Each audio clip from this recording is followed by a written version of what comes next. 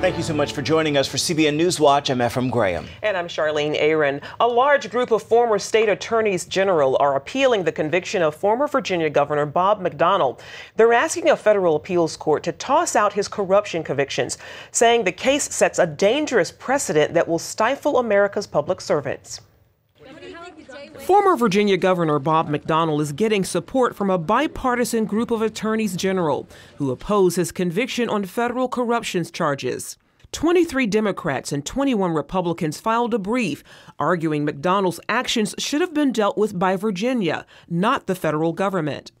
They wrote, "At the very least, it empowers federal prosecutors to charge state officials with crimes for routine political pleasantries, casting a fog over every dinner with a constituent or appearance at a fundraiser." In September, a jury found McDonnell and his wife Maureen guilty of accepting more than $165,000 in gifts, vacations, and loans from Johnny Williams, a former business executive, in exchange for promoting his products. But Williams never received anything tangible in return for the gifts. And the attorneys general say McDonnell did nothing beyond normal politics. They say if the convictions stand, attorneys general will be hard-pressed to advise their clients whether activities previously thought innocent now carry the threat of federal criminal liability. The former governor was sentenced to 2 years in prison. His wife was sentenced to 1 year and 1 day. After the sentence was handed down, McDonnell apologized for his mistakes, but said he didn't violate his oath of office and will continue to fight to prove his innocence. Most importantly, I want to say that I have immense faith in the justice system, but I have tremendous faith and trust in the providence of the Lord Jesus Christ and his ability to mete out justice, and so that is my hope for ultimate vindication. Meanwhile, 6 former Virginia attorneys general, including 4 Democrats, filed a separate friend of the brief court, saying they would not have concluded that the actions taken by McDonnell were illegal. 2 groups of law professors and a group of 120 business and public policy leaders are also standing with the former governor. McDonnell is currently out on bail awaiting oral arguments for his appeal, which is set to begin in May. 47 Republican senators are sending a message to the leaders of Iran. That's right. They argue that any nuclear deal they cut with the U.S. under the Obama administration will expire the day he leaves office. In an open letter to Iran, GOP leaders write, quote, "You may not fully understand our constitutional system. We will consider any agreement regarding your nuclear weapons program that is not approved by the Congress as nothing more than an executive agreement between President Obama and Ayatollah Khomeini." The letter was organized by Senator Tom Cotton. White House officials are outraged. Vice President Joe Biden weighing in, saying the decision to undercut our president and circumvent our constitutional system offends me as a matter of principle. A Navy chaplain is facing discipline for expressing his Christian faith during private counseling sessions with sailors. The Liberty Institute reports Chaplain Wes Motter was careful to point out to the sailors he holds the views of an Assembly of God minister. But after a, quote, handful of complaints, the Navy is fighting to bar him from future promotion, haul him before a military board of inquiry, and possibly fire him just months before he reaches his 20-year retirement. Liberty Institute attorney Mike Berry says the Navy's treatment of this hero is outrageous. A fraternity is no longer on the University of Oklahoma's campus after a video of a racist chant by its members went viral. The video shows several members of the Sigma Alpha Epsilon chapter taking part in a chant that included a racial slur. It referenced lynching and indicated that black students would never be allowed to join the fraternity. The video went viral Sunday night after it was texted anonymously to a group of African-American students on campus. Not anything that happened overnight. This is something that's been rehearsed. This is something that is well known. Everybody on that bus was singing this chant proudly and confidently. I think this is an opportunity to turn the tide and to really move forward and set a precedent for the entire nation. The university says an investigation is underway to determine whether some of the fraternity members could be expelled for violating part of the Civil Rights Act, which prohibits racial discrimination. Missouri Supreme Court is assigning a state judge to handle all pending and future cases in Ferguson until further notice. This move comes after a critical U.S. Department of Justice report that was prompted by the deadly police shooting of an unarmed black teen. That report described the city's police and court systems as biased, money-making enterprises and alleged that both institutions violated civil rights. One Ferguson Municipal Court judge named in the investigation resigned shortly after the Missouri Supreme Court announcement. The Federal Communications Commission recently approved sweeping new rules for the Internet called net neutrality. The rules allow the FCC to regulate the Internet under a law passed in 1934. One Republican member of the FCC called it a monumental shift toward government control of the Internet. And Senate Majority Leader Mitch McConnell said the Obama administration needs to get beyond its 1930s rotary telephone mindset and embrace the future.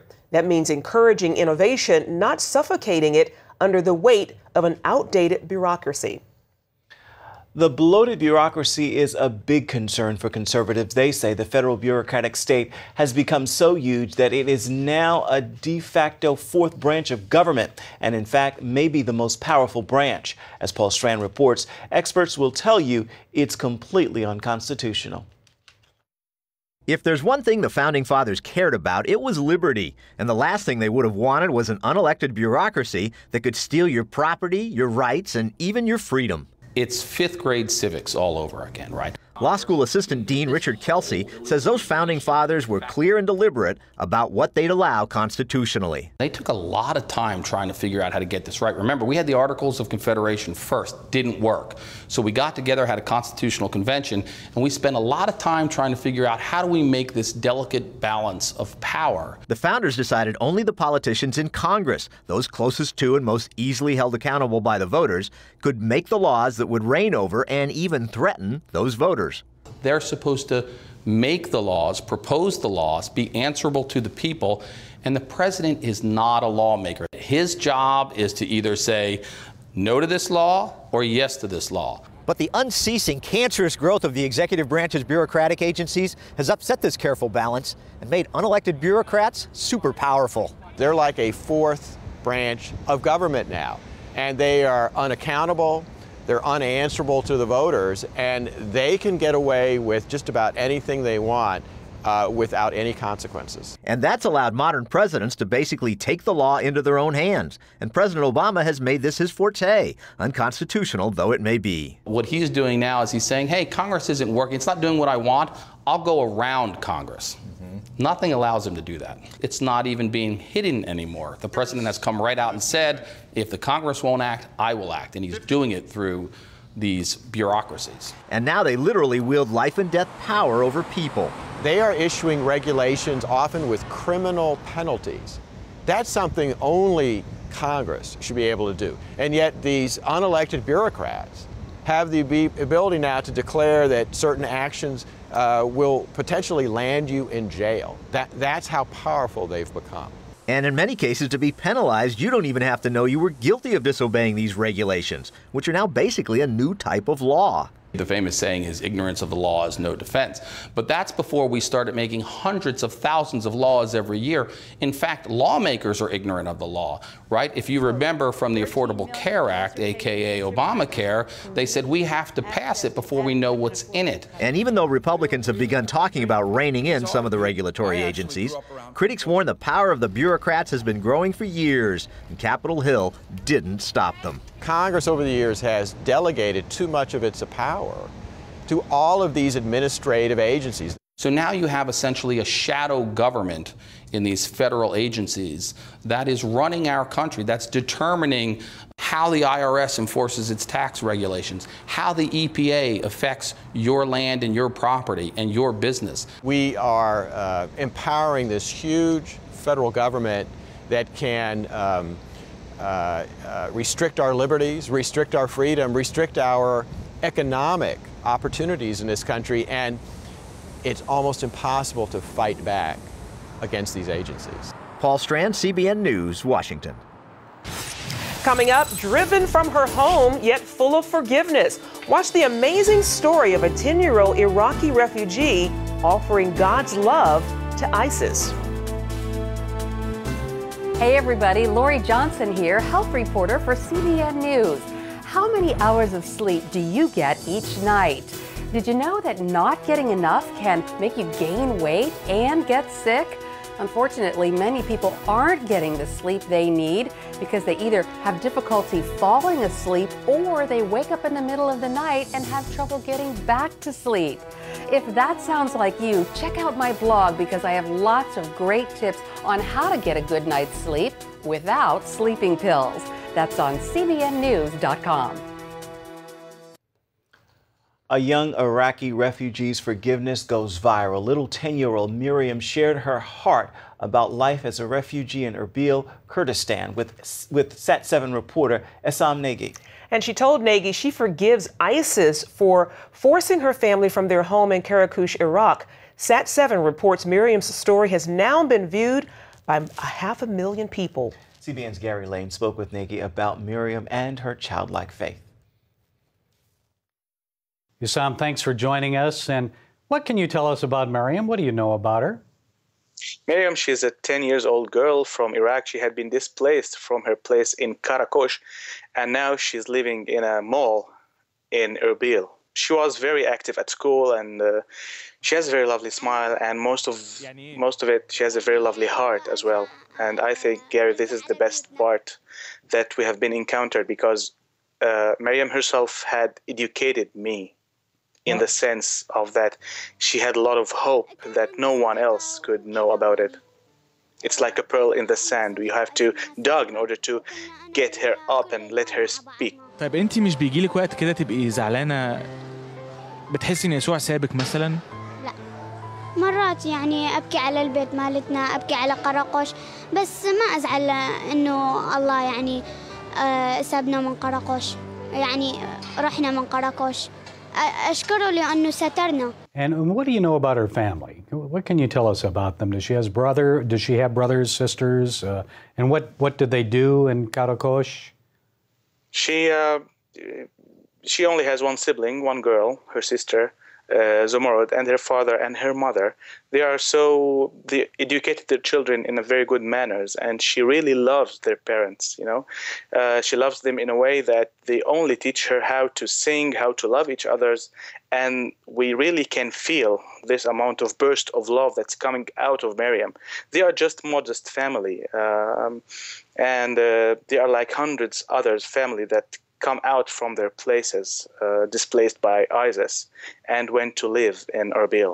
And what impressed you the most about what she told you? The way she talks about things, you know, and you can see, Gary, that she has some kind of very deep truth in her voice and in her eyes as well, you know. When you see a 10-year-old girl, and when I thanked her at the end of the interview, she told me, "I thank you. You taught me a lot." And when I asked her, "What did I taught you?" she told me, "You didn't taught me. You just felt for me." Can you imagine, like, 10-year-old girl in this situation, lost everything behind her, and she's just full of hope, and she sings for Jesus, and she sings about the hope that she's living in every day, aside from whatever is happening, you know.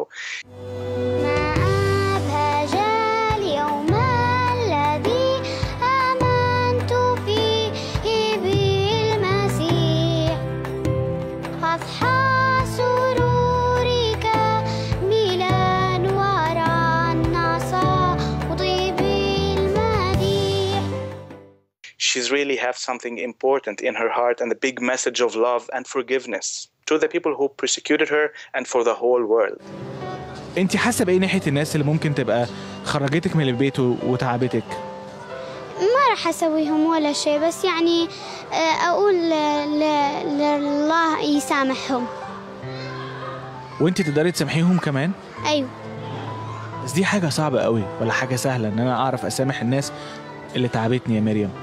ما راح اقتلهم، يعني ليه اقتلهم؟ بس زعلانه ليه طلعوني من بيتنا، طلعونا من بيتنا. I think it's very important for people in the West to know that we need to pray for these kids in order for this single small bit of light to still, you know, shining inside their hearts and minds, and to keep their souls and their stories as well to go through the whole world, so many people know how much we still have faith, and these kids still have faith in their hearts in spite of all what's going on around them. وترجعوا كمان في بيت أحلى من البيت الأولاني.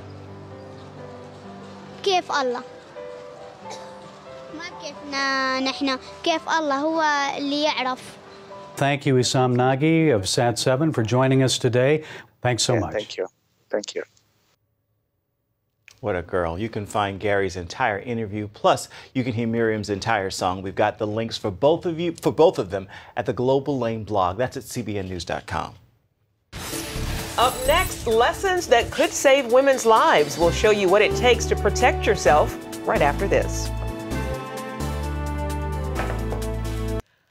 Well, it's shocking but true. Every 2 minutes, a woman is sexually assaulted somewhere in our country. And most of the victims are attacked by men they know, on a date, at a party, by an acquaintance, or even a family member. And our reporter Caitlin Burke went looking for some help to teach women how to prevent this type of attack. Think of 5 women in your life. According to statistics, one of them will be sexually assaulted in her lifetime. Women are a target because they're women. We live in a society where there is gender-based violence. For more than 20 years, Dr. Martha McCoy has researched this culture problem and looked for ways to prevent it. We have countless examples on our blog and in other places of people making recommendations for how to transform our rape culture, mainly on campuses, but also everywhere else. And they all too rarely mention self-defense, when self-defense is the one thing we have evidence for. Women feel vulnerable in situations like this one for good reason. It's late, it's getting dark outside, and I'm isolated from anyone who could help me if I feel threatened. But every woman has the right to defend herself. And while I don't recommend hanging out in dark parking lots like this one, with the right skills, I can avoid becoming a victim here. Even women who were really good at a lot of other things realized that our society had never taught them to defend their bodily boundaries, to have a sense of entitlement about their bodily boundaries, and to be unapologetically willing to aggressively defend themselves if somebody was going to assault them. Jessica Abbott started the Bad Brass Women's Gun Club last year to teach women how to protect themselves. You're not owning a firearm to have control. You're owning a firearm to be prepared. You're only having it so that you, in the event that something, the worst happens, you have a solution. Abbott started her club because the worst happened to her. Basically, a vehicle boxed me in. The gentleman got out of the car and decided he was going to take my vehicle. He started banging on the windows and swearing at me, and he's like, "Get out of your car." Abbott escaped unharmed, and she never wants another woman to face a potential attack with that same helpless feeling. At the Bad Brass Gun Club's monthly meetings, certified instructors work with the women to teach them to properly handle and fire a gun. We've really accomplished this idea that this can be an inexpensive hobby that could save your life one day. But a firearm isn't always available, so it's important for a woman to know how to defend herself in a one-on-one situation. It's about having more options and thinking about yourself as somebody who's worth protecting and who's worth taking seriously. Lynx Academy in Virginia Beach teaches Gracie Jiu-Jitsu. The goal? Use leverage, technique, and timing to defeat a bigger, stronger opponent. It's so important for women to know that it doesn't matter what size or gender your attacker is. What matters is that you have the skills to defend yourself.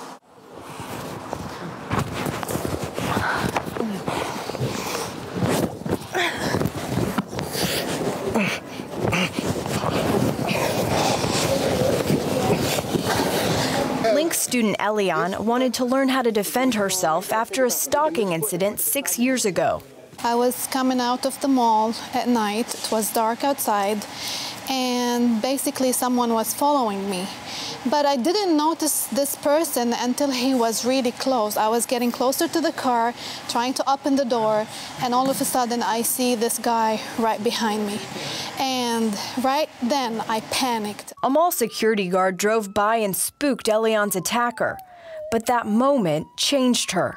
I know that God is our first protector, and I trust in that completely. But also, He gave us the ability to defend ourselves. I didn't know what to do. I didn't know how to move, how to react. And martial arts gave me the ability to actually think faster and be able to react faster. Okay. It takes three ingredients for sexual assault or any assault to happen. One, a bad guy, right? A sexual predator or whoever the bad guy is. Two, a potential victim. And three, the right venue. I have trained hard, and today I'm not a victim anymore. Women of all ages, shapes, sizes, and physical abilities can learn self-defense training. And it's worth it, because it could save your life. Caitlin Burke, CBN News. CBN continues reaching children around the world through Superbook. 3,000 parents and students in Thailand attended a recent B-Teen Fest. That's a children's event held at Central Airport Plaza, one of Chiang Mai's leading malls. Superbook's booth was front and center, and children stopped by to watch episodes, play games, win prizes, and pose for pictures with Gizmo, Joy, and Chris. And since its launch in Thailand, more than 14,000 children have attended Superbook events, and more than 1,600 have accepted Jesus Christ. I love it. Superbook in the Mall. Indeed. Praise God. Well, that's all for this edition of CBN NewsWatch. You can find more of our exclusive coverage of issues you care most about at cbnnews.com. We want to hear what you think about the stories you've seen here today. You can do that on Facebook or at CBN News on Twitter. Hope you join us again right here next time. Make it a terrific Tuesday, everybody.